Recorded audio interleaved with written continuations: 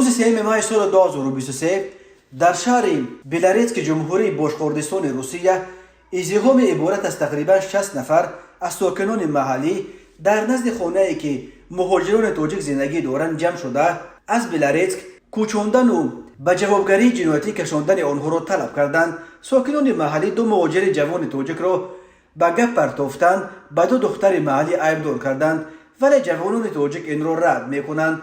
بنا به اطلاع تلگرام کانال بازم که از محل حادثه دو ویدیوی را نیز نشر کرد، پلیس به خاطر پیشگیری از تمسود شهروندان تاجیکستان را بازداشت کرده با خود برده است.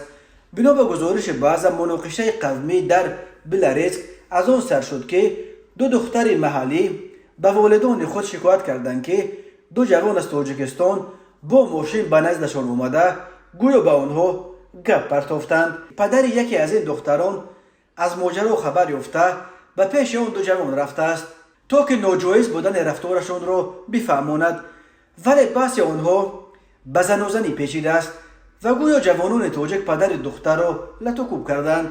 خبر لطوکوب ساکن محلی از جانب مهاجران تاجیک در شهر بلارتسک زود پهن شد و بعد مدت کوتاهی در نزد خانه مهاجران تاجیک یک ازدحام بزرگ عبارت از تقریبا 60 نفر از ساکنان محلی گردی هم آمد.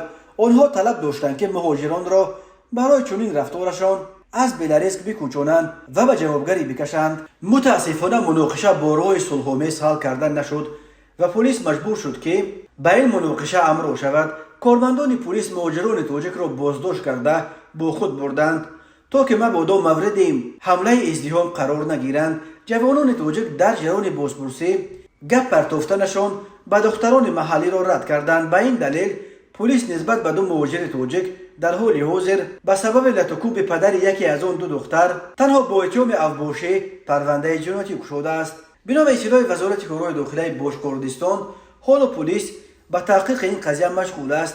در شعبه پلیس شهر بلارتسک سبب مناقشه را مناسبت‌های خصومت‌آمیز نامیدند، ولی تاکید کردند که هیچ کدام از اشتراکیان مناقشه به پلیس رسما عریضه ننوشته است. پلیس اسناد مهاجران دستگیر شده را در رابطه با رعایت قانون‌های مهاجرت نیز تفتیش کرده است، ولی یگان قانون شکنی پیدا نکرده است. کاتب کنسولگری تاجیکستان در اوفا نیمه دوم روز 4 مای به سامانه محلی اوفا یک رو گفته است که آنها از این قضیه تازه خبر یافتند و در پی تحقیق کردن معلومات به دست آمده می باشند.